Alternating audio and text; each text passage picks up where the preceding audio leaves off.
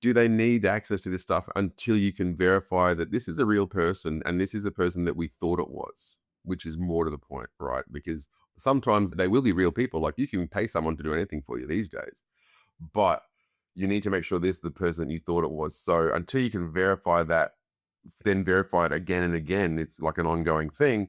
Maybe they don't need to give access to their full internal networks and code repositories and data stores and SharePoints, etc. with each account they're privileged on day one.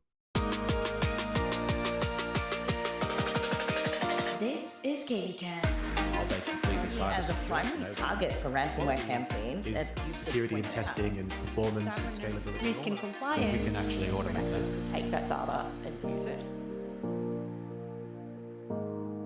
Joining me back on the show is Alex Tilley, Global Threat Research Coordinator at Okta, and today we're discussing Democratic People's Republic of Korea, also known as DPRK, IT workers go global. So Alex, welcome back. Thanks very much for having me. I really appreciate it.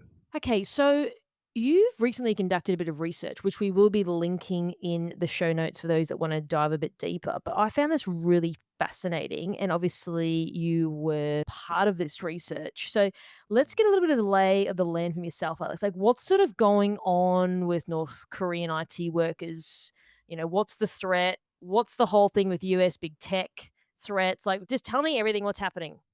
Yeah, for sure, for sure. So for a while, everyone's sort of been aware that there was this growing threat of agents operating for on behalf of the North Korean government, trying to infiltrate and get IT jobs in big American companies, right? Like that was pretty well established that, hey, if you're in a big tech company and you're hiring remote software developers or remote coders, you're probably going to have some North Korean people come across your desk as part of applicants for the job. So we started looking at what we can see as Okta through our telemetry, and turns out we're pretty uniquely positioned to have a good look inside this particular threat, which is really great. So, yeah, myself and my colleague Simon really worked quite heavily to try and get a baseline of factual information that we can say, here are some actual numbers on where the North Koreans are targeting for, vertical base to try and get jobs. And then we expanded that out to globally. And to be honest with you, the numbers really sort of showed a different picture than what we were expecting. So we just sort of went with it. Okay, so what were you expecting and what were the numbers, if you can mention them? Yeah, for sure. So what the common narrative was, obviously, was around that big US tech company. They were the ones who were being targeted. And it became very, very quickly apparent that this is not a US problem. This is not a US tech problem. This is not a big US tech problem. This is a global problem in all different verticals. So when we're looking at it, obviously the US is overrepresented in as much as it is the large piece of the pie, in as much as these are the companies that are getting applied for and having interviews with North Koreans. But when we started to sort of drill down in it, if we take America out of the picture, there are every other Western nation and quite a few Asian nations being interviewing with these North Korean operators. So we saw that the global footprint of these interviews and these infiltration attempts was massive. And then we started to look at the different verticals. Again, the common narrative being it's IT jobs, right? It's software development jobs in big software development companies. And to an extent, that remains true. The vast majority of the jobs being applied for and the people trying to get into these companies are for software development roles. But they're not for software development roles only in big tech companies. They're for software development roles in automotive, in agriculture, construction, healthcare was the big one. So all these verticals, these different industries all have apps and software that they develop. So they're all also being targeted by North Koreans for infiltration, which to us rang a bit of an alarm bell, because it's not just developing an app to, maybe give you a different social media experience. It was developing apps directly related to healthcare and, energy and utilities. This is the sort of technology that was being infiltrated. So our worldview changed quite quickly, and we started to delve more into the numbers, trying to get a bit of a picture of how does this look globally and put together a report. It took us a long time, and Simon and I worked very hard to get it to where it is that we were able to say, this is a snapshot. We're not saying this is, everything, obviously. No one can say they can see everything, but we can see a snapshot and we can glean these findings from this snapshot, that everyone needs to be aware of this problem. So do you think people are aware of this problem? Like, I've heard that people are applying for jobs that are like fake candidates. Now I live in the US now, as you know. I'm hearing that a lot more than what I would have heard in Australia, for as an example. But Do you think people are aware that this is going on, or do you think that they're more like, oh, it's fake candidates of, you've seen some of those like reels of someone applying for the job and you got the dude sitting down, like trying to do the coding in the background to do the technical sort of test, right? So where does their mind sit? Or do they are not aware it's more nefarious perhaps than what it is? Your last point there is probably the truth. I think everyone who's hiring for staff, especially remote staff, and remember, I probably didn't make enough of a point that this is, well, it's mostly IT staff. It's also any sort of remote job, payroll processing, customer service work, payments processing, architectural stuff, civil engineering, anything that you can do remotely is being sort of attempted to infiltrate. So when we see this and we start talking to these companies and saying, hey, you might have interviewed a North Korean, or hey, did you interview this person? And they say, yeah. And we say, well, our information that we can glean together is that this person, A, isn't who they said they were, and B, is probably working on behalf of the North Korean regime. We're obviously very careful with my law enforcement background. You can't really say someone did it unless you actually saw them do it. Evidence is still interesting to have. So we sort of say, this looks like it to us based on these factors. And people are shocked, to be honest with you. I think the background noise of, yeah, now when I advertise a role, I get 200 applicants, of which 70 look like they're just ridiculous and they're not legitimate, or they won't come on interviews, etc., like that. But putting that, those threads together to say, well, hey, of those 70 applicants, 45 were probably running by the same people to get access to your company on behalf of North Koreans. So that is a bit of a wake-up call. And as we talk to these different verticals and we say, hey, this is also affecting you guys, and here's the evidence that we have, or at least the intelligence that we have, people are genuinely shocked. And they really want to work with us and help us to understand this threat, because obviously it affects their business. And that's what we're here to try and help. Okay, so walk me through a bit of a scenario. So obviously at the moment, what I'm hearing a lot from people in the market is like some people have been trying to get a job, Alex, like 12 months, like senior people. So obviously now you're naturally by default going to get a lot more applicants applying, which we're seeing anyway because things are changing. There's layoffs, AI is taking over a certain role, etc. Different investments going in other parts of the business. So there's a couple of things. So people would either go to a recruitment company, they hire, or they put a job out through LinkedIn, or like Indeed and Seek and all these sort of like job advertisement platforms, for example. So then obviously they're getting lots and lots of people applying. They're sifting through it, whether it's outsourced recruitment company or someone in-source to do that. Then they're going through the traditional process of, hey, Alex, your CV looks good. Let's have an interview, etc. So obviously that's at that stage, but then does a company not sort of discern then like, hey, Alex is who Alex is sort of thing? Like where does any of the dots start to not, like, disconnect, or talk me through that? Yeah, I think a lot of it does start to fall apart at the personal interaction stage. From us looking at definitely the North Korean identities using our customers and the services through us, we can sort of see the platforms they're using, and a lot of them are around being better at building a job application, being better at building a CV, better at understanding what a React developer's toolkit looks like. These types of services that are, commonly out there on the internet are being used to craft these. In law enforcement, you sort of call it crafting a legend, but it's like they craft a backstory or a CV or a LinkedIn profile, either from scratch or by copying someone's who already exists and just changing the contact details, right? If you can find yourself a really good full stack developer's LinkedIn profile and you can copy it and copy their CV and just change the email address and the phone number and maybe the photograph on it, then all of a sudden, for all intents and purposes, for this job application, you are that person. It's not until it gets to the end of the job application process where there starts to be probity checks and stuff like that, that it can fall apart. So oftentimes getting the interview is not the hard bit. It's that part where you start interacting with people and people start saying, well, the answers to questions were a bit off on the interview, or maybe the webcam looked a bit strange. There's this whole thing about that I'm sort of trying to sort of coin a phrase around webcam etiquette, and we need to sort of reframe that discussion to sort of say it's okay on a job interview to do those tests around, hold up today's paper from your city or whatever it may be. You know what I mean? It's okay to ask for a bit more clarity that this person is where they say they are, because that's the point where you can step in and start to understand this might not be the applicant that we thought it was, because they can look and they use these tools to make their applications look perfect, which is why we see this interesting scenario where we see the exact same fake identities getting interviewed by companies and getting, sometimes getting jobs at companies several times because their application is crafted perfectly to get through those initial automated filtering steps by the HR department or the recruiter.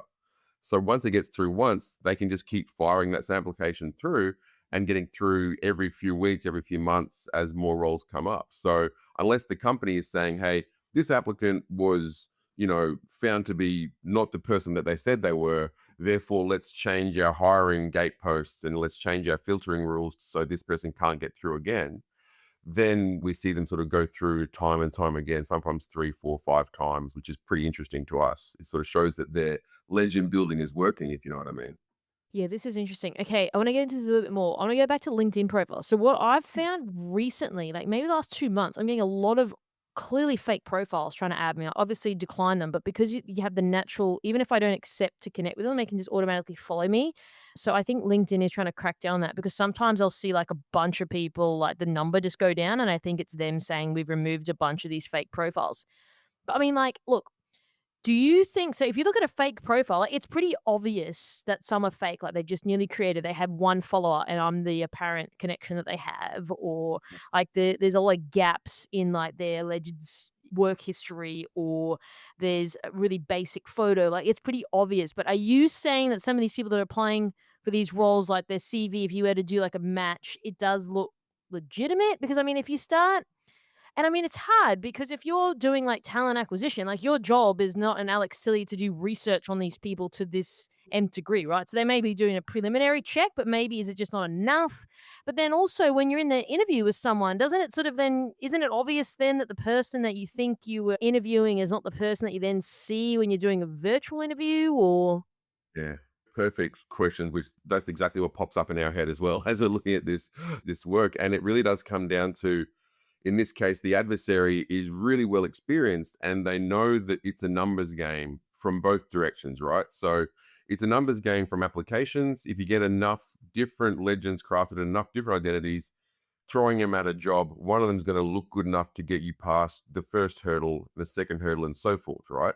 And then whatever identity gets past those different hurdles or filtering gateposts, whatever you want to call them, that's the application or the legend that you then copy and say, okay, well, this one worked. Let's use ones that are just like this one again at this company or in this, for these types of roles and see if we can't keep going. Because obviously this is not a static threat, right? These bad guys are learning because they're really good at what they do.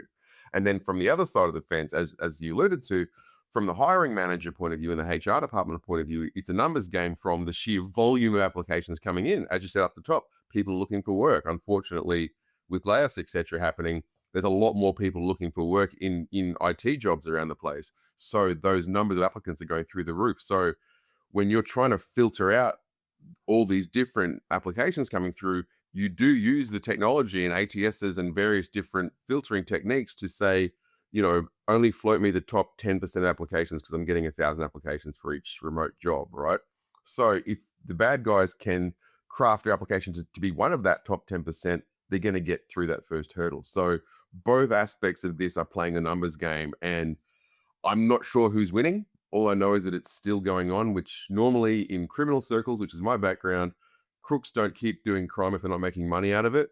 And I would say, similar to this, you wouldn't keep doing a type of intelligence gathering or infiltration campaign if you weren't having some level of success. So yeah, I think definitely the numbers game is playing off maybe on the side of the bad guy at this point, because the good guys are just getting swamped in applications and it's really hard to filter those out to that point of, I can only physically interview 20 or 30 candidates, right? Or maybe that's a massive number. I'm not a hiring manager. I can only physically interview so many candidates. So I need to have these automated systems to filter this stuff out, which is where the bad guys can help win. Okay, so there's a couple of things in there that I want to get into as well because I find this really interesting. So, okay, the first question I'm going to ask is, are these people getting through and then they're actually getting a job, or are they still being barred even if it's the first or second round of interview? Is anyone actually, even to your research, getting through to like, hey, I now work at this company, or what? Yes, definitely. It's not a massive number percentage wise, but when you see the massive number of actual applications, it's enough to make this lucrative, definitely. Because then my next thought goes to, even if, and I mean, I haven't gone for a job interview for a long time, so be it probably like 9 or 10 years. But I remember historically, like when you're going for a job interview, they're sort of telling you, okay, what type of project you're working on. So is that then enough for these North Korean folks to gather that intelligence to be like, oh, well, X company in the US is going to invest $1 billion into this project on XYZ, and now at least that's some data point at least, because the hiring manager is sharing this information around, we're hiring a bunch of people like you to work on this project that we're going to kick off in 2026, for example.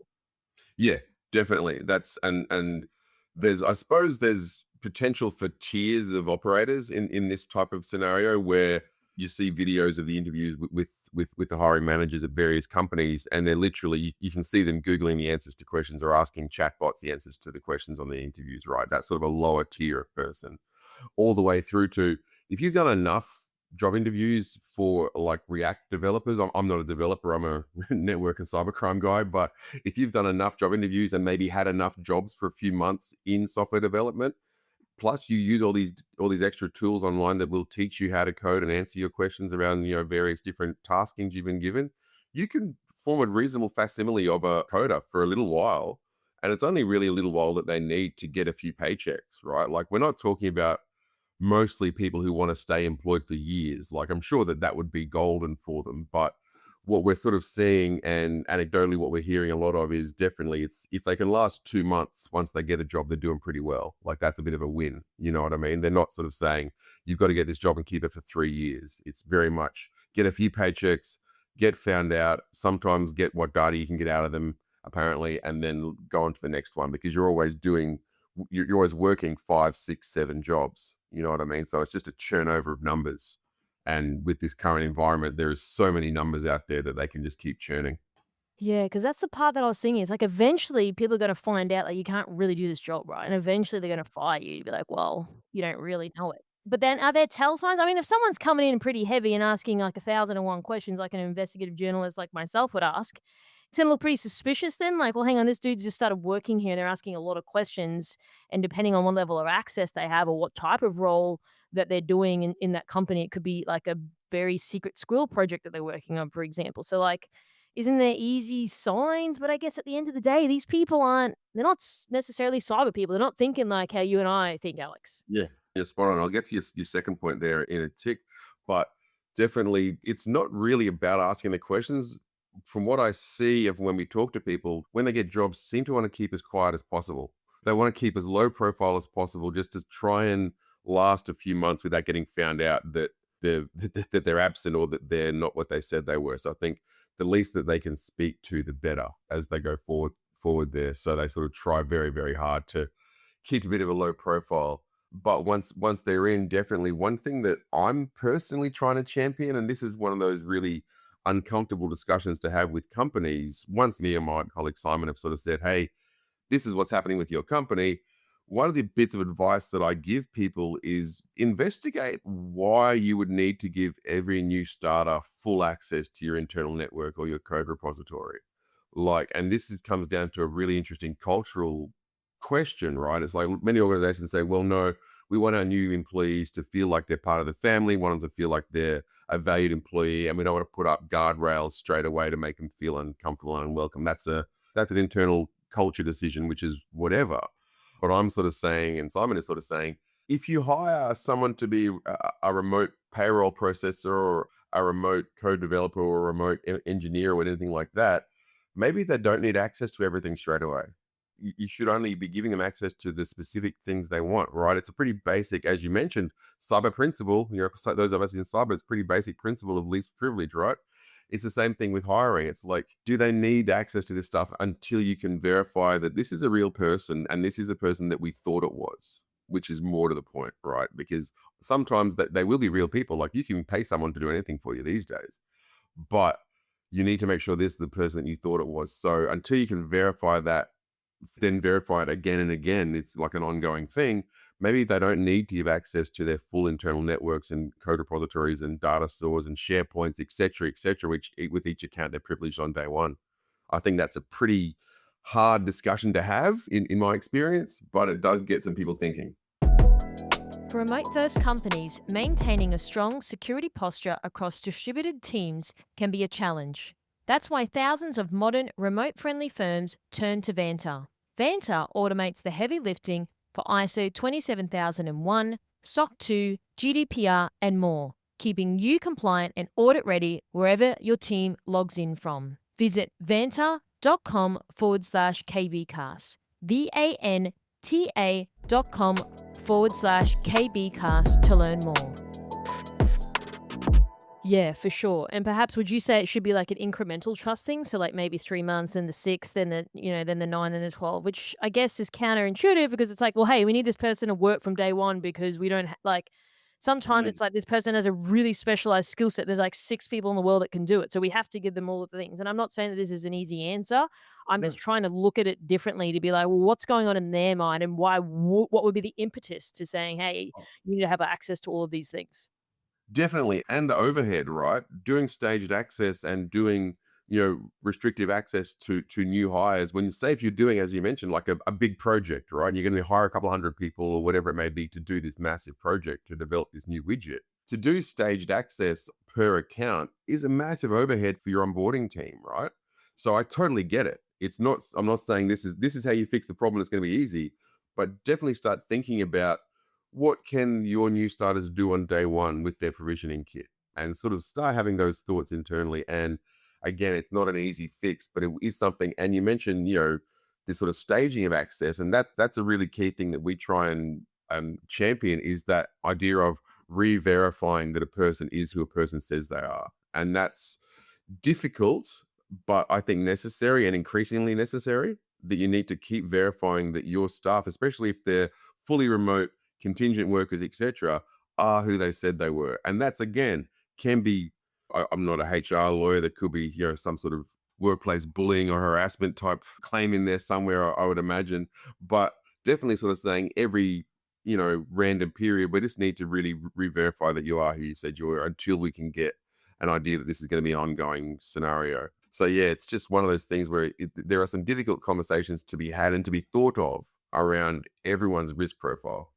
Okay, so the part that I'm curious to now know from yourself, Alex, is once the candidate's found out, it's like, well, obviously it's not real. They don't know what they're doing. What does the employer sort of do? Do they freak out, or they're not really thinking about it? It's like, oh, well, it didn't work out. That person obviously just wasn't up to scratch. Like, have the cogs started to turn to be like, hang on, pretty sure I was scammed from this person right now? Yeah, more often than not, unless you are in one of these organizations that has been dealing with this threat for a number of years now and are quite mature in their approach to dealing with these workers. If you're a brand new vertical, like say if you're developing a healthcare app in the dental space, for instance, and all of a sudden you find that you've hired a developer for a project and they haven't turned up to team meetings, or if they have, they haven't contributed, and like all the red flags are going off, right? At what point do you pull the trigger and obviously and say, okay, this person can't be employed here? And then what information do you give that person as to why they were terminated? That is an interesting discussion to have with HR departments, because, we give so many warnings or we have this much probation time. But obviously every organization has built into their contracts mechanisms to protect themselves from just this type of thing, right? That's why probationary periods exist. But the organizational culture of, let's cut this person first because something is really going wrong here, something's really off, or his teammates are telling us, his or her teammates are telling us something's off here. This person is not right. We need someone to investigate this. And oftentimes HR departments will say, yeah, we'll get to that one. And it can take months. So that, in Australia, there was that whole topic of, if you see something, say something. You remember that? And the problem is that with staff, you don't want it to get to the point of, bullying and witch hunting and finger pointing, etc., because you don't like that other person. But there is a point of view where, if your staff that really deal with these workers day to day, they're probably going to be the first ones to tell their boss or their peers, hey, something's off here. And to have a process involved to quickly deal with that. And I think quickly is the key message there, because you don't want these people with full access or any access to your networks and your devices that you've sent them a laptop or whatever, while they're under serious suspicion of being odd, and an investigation takes place. If the investigation can happen quite quickly and you can get enough information to say, we're going to lock this out just until we can really confirm what's going on here. But if investigations can take weeks or months, sometimes these things can drag on for a while, you are potentially leaving yourself vulnerable to this person who you're credibly suspecting of being potentially a nation state adversary for quite a while. So having those discussions internally about what would we do? How would we handle this? Those are really cool discussions to have internally to see how everyone's different business unit, legal, HR, IT, etc., all think that they would deal with this situation. So it's right. It's not really like an IR, tabletop exercise. It's more of a sort of a culture and HR and legal discussion, but it should be happening, I think. And it will be quite interesting to see what companies come up with from those sort of meetings. So just say someone is presenting as a suspect sort of person, employee. So and depending on, and again, it depends on what they're doing, etc. But as an example, would your first response be to like quarantine their account so that they are not like, if they're working in certain like privileged systems, for example, that way it's not noticeable? Because again, like you don't want to be super brash where it's like, oh, we made a mistake and there's a whole lawsuit going on because something happened and unfair dismissal and all that hoo-ha that goes on. Or if something is too extreme, would you just immediately cut all access? So no emails, nothing, all gone. So like obviously it depends, but I'm just curious to know because again, sometimes when people are cut off like pretty abrasively, then like nuclear sort of goes on after the fact. Yeah, and that again is what would fall out of those discussions internally as to what could we expect to happen. So like obviously, if it was me personally, I wouldn't want someone who is, credibly or potentially credibly suspected of something like this on my network. That's just me personally speaking. I think that having those discussions internally to say how quickly could we react and segregate or at least wall off this person's access for a while. And as you mentioned, I was like, at what point do you not want to tip your hand that this person is under investigation? Because like the last thing you want to do is fire someone and say we're sacking you because we believe that you're a North Korean. Like don't do that. Don't ever do that, because all you're doing there is telling them, okay, something about this particular employee and this particular employment engagement red flagged it enough to the company that we were North Koreans, so they sacked us for that, and then they will just learn from that sacking. You know what I mean? So it needs to be a long discussion internally to understand where do we stand on this, what mechanisms are in play for us to limit this person's access either covertly or overtly, depending on, again, on your organization's point of view around what you want to do with your staff, and then protect the organization, because obviously coming down to those discussions, it's all about protecting the organization, your staff, and I suppose your IP and business. So understanding, we might be able to say this person, you need to take a period of administrative leave while we figure something out about, make something up if you need to, if you can, whatever you need to do to get that person segregated away from anything that they could damage your company with while you figure out what's going on. But being open to the possibility that something may be going on, I think, is the very first step. Just understanding, just because I employ some developers and we write software for automotive paint machines, right? That doesn't mean that we're not going to have this problem. And that's a terrible thing to say to people, because obviously budgets are tight. No one has money to spend on anything around, investigation, and these types of policies are quite expensive to figure these, have these discussions. But you really are risking your business by not at least being aware that this could be the case. I suppose I've built a bit of a career on trying to do awareness around that sort of stuff. It's like, this could be in your backyard. Just be aware of it, and then figure out how you can respond to it and what it might mean to you. Because we haven't discussed sanctions, and that's a whole other kettle of fish that I'm not probably qualified to, but I know that you don't want to be employing someone from a sanctioned country. That can have all kinds of ramifications. So then that leads me to my next point around I've been reading a lot of headlines at the moment, big players saying they want their staff back in the office. Now, there's multiple reasons to that. Number one, hey, we've got this big building that we're spending a lot of money on. We want people to sit in it at least because we're burning a lot of money for having people sit at home, etc. And then there's the whole case around, well, collaborative working, you got to meet your peers, etc. But then when you're talking, do you think this also brings back a level of control for employers? So, for example, when I worked in the bank, you would see everyone's screens, right? So if someone's doing something dodge, it was pretty obvious because you have 50 people walking behind your screen every day. It was pretty hard to do something dodgy and get away with it unless you were sort of in more of a relegated area, which still happened. But I'm saying in main sort of areas when I worked in a big corporation, it was kind of hard to do things, right? So everyone's watching you. But when you're at home, like you don't have anyone watching you. So do you think that even from a security perspective, there is more of a focus now to bring people in so there is that level of control at least whilst they start to solve this problem that you're talking about long term? Yeah, I think, yeah, obviously I'm a remote worker, so I have a bias around staying here in my house. But I think definitely that would help this problem. Obviously, if all your staff were in the office and you could see them and you could meet them every morning and have these discussions with them in person, etc., like that, that would make honestly this problem go away pretty quickly, because it's one thing to run 50 to 60 identities that are just email accounts and LinkedIn profiles. It's a very different thing to run 50 to 60 identities who are physical people in a foreign country. You know what I mean? It's a level of magnitude difference in effort and expense for the bad guy. So yeah, that would, this problem largely could have come about as a result of this explosion of remote work. But I feel like potentially that horse is bolted, especially for things like if it's a contingent worker, right? Like if you're staffing up to do a project, or we're adding a new payroll processing arm to our business and we need to staff it up really quickly. So let's quickly employ a bunch of people remotely to do the back end sort of work there. The cost of employing those people temporarily on like a 3-month contract in an office with a bum on a seat, etc., could be astronomical as well. So I think that sort of those levels of costing will definitely come into everyone's discussions around this internally. But it's sort of, because yeah, like a permanent, full-time, ongoing React developer is probably a different story to 20 to 30 remote, temporary, 6-month contract people that we need for a job. And I think that's where a lot of these infiltration attempts sort of navigate through the middle of those the sort of blurry areas to what's better seated where.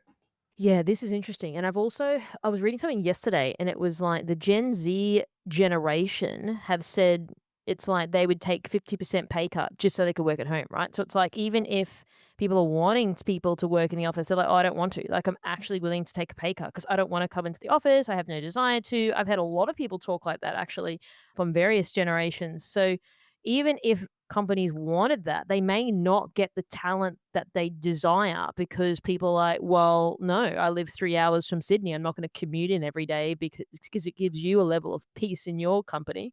Mm, definitely, yeah, and I think that's the brave new world that companies are facing with this type of thing, and with this type of sort of work culture. And I think often the technology is adapting around in this space, particularly around constant identity verification, ongoing surety around staffing, who they are, where they are, and the screen monitoring stuff and the presence detection, all that sort of stuff does exist, whatever you think of it, but it does exist, and it can help with understanding who your staff are, where they are, and what they're doing, which is obviously what everyone is scared of losing through not having people with a bum on a seat in an office.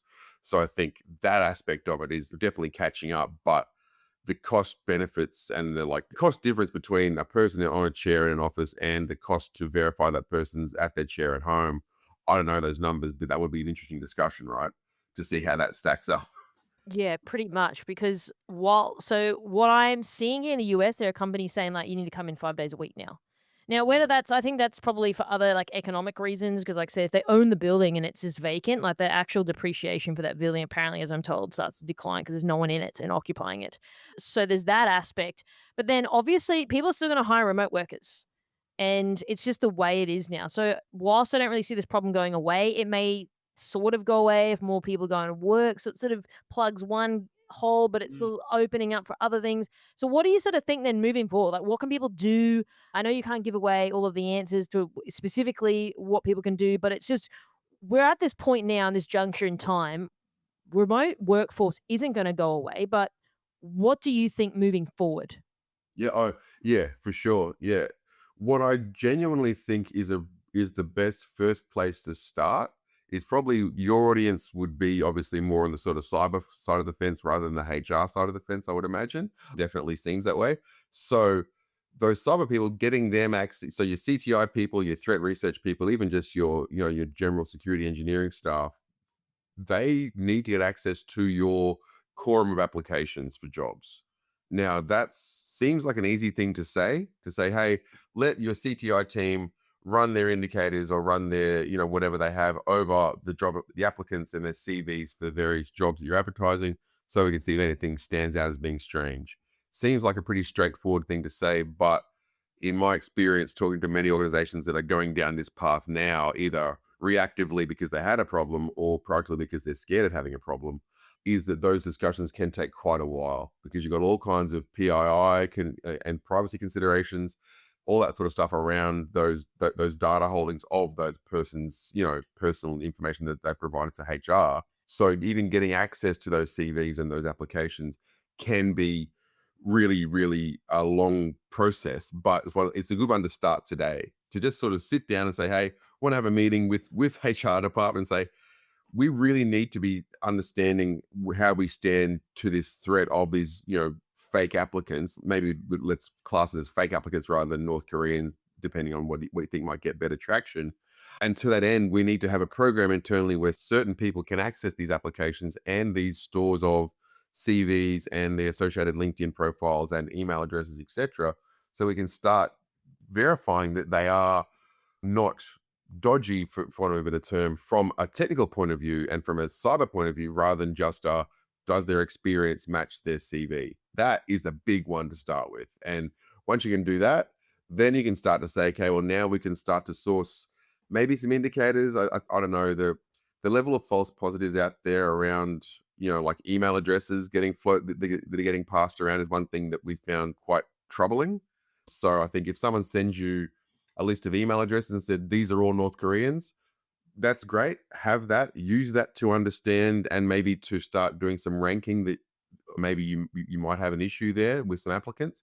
But my personal point of view is I think it's very dangerous if we start blocking applicants for jobs because an indicator says that email address is a North Korean without some sort of other level of information to indicate to your team that this person isn't who they say they are. Simply because, if you talk about an indicator like an email address or an IP address, for instance, back in the olden days, IP addresses as indicators got found to be, by a lot of us, very short term, shall we say. Like they're pretty good for a couple of weeks, maybe a couple of days, maybe a couple of minutes, depending on your point of view.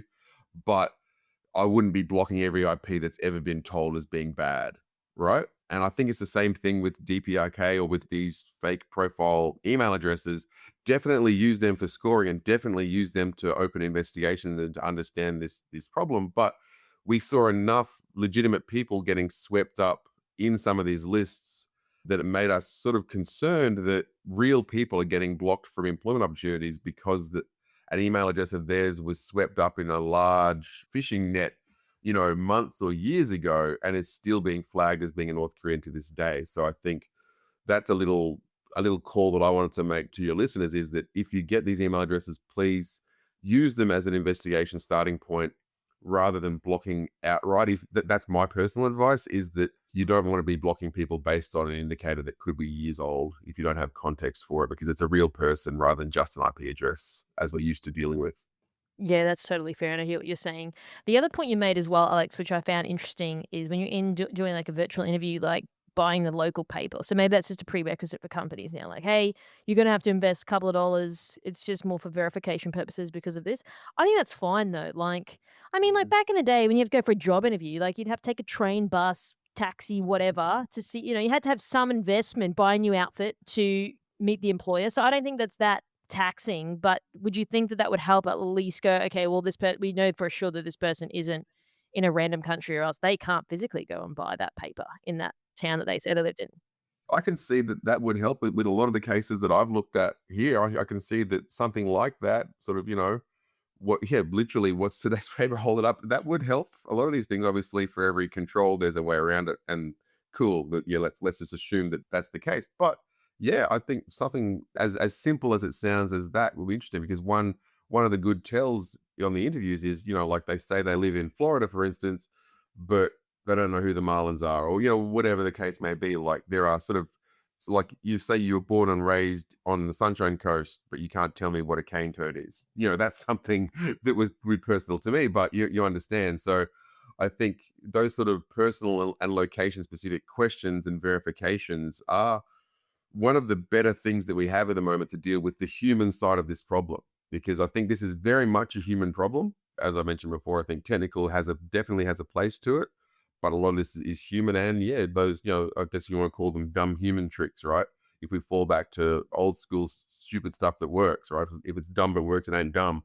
That will probably help a lot of these cases.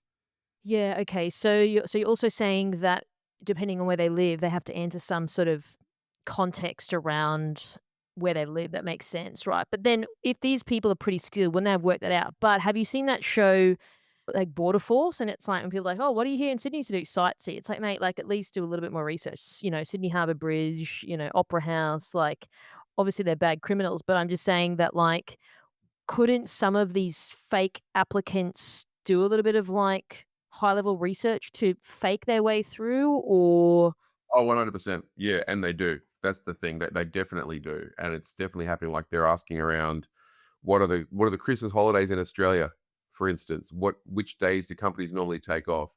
Who won the AFL grand final? This sort of stuff that you would get asked for that question as those sort of human verification questions, etc. But I think the way that they would help mostly is again that numbers game, right? Because not every fake applicant, whatever their background, is going to have that information or is going to be able to answer those sort of questions in a way that, like not everyone knows who won the AFL grand final. I totally get that.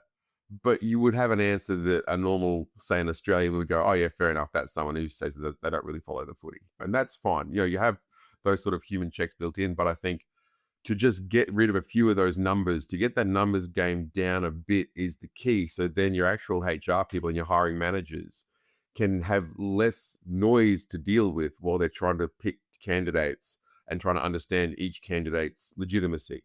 So anything that we can do to filter that down even a little bit will help. So yeah, of course they're going to be able to go out and research these questions for sure, but at least some of them won't bother to. At least you can cut them out of the list. no, I love this. And I think another one just quickly would be that in Australia, we don't see zip code, right? So when someone starts saying zip code, it's like, well, you clearly don't live here. You call it postcode. So little tell signs like that. I love it. So Alex, any closing comments, final thoughts you want to leave our audience with today? Yeah, I think this is a numbers game, and I think it's going to take all of us together to deal with this. So I think get across the table from legal, HR, hiring managers, and start having discussions and try and figure out an approach to this. This is KBcast, the voice of cyber. Thanks for tuning in. For more industry-leading news and thought-provoking articles, visit kbi.media to get access today. This episode is brought to you by Mercsec, your smarter route to security talent. Mercsec's executive search has helped enterprise organizations find the right people from around the world since 2012. Their on-demand talent acquisition team helps startups and mid-sized businesses scale faster and more efficiently. Find out more at mercsec.com today.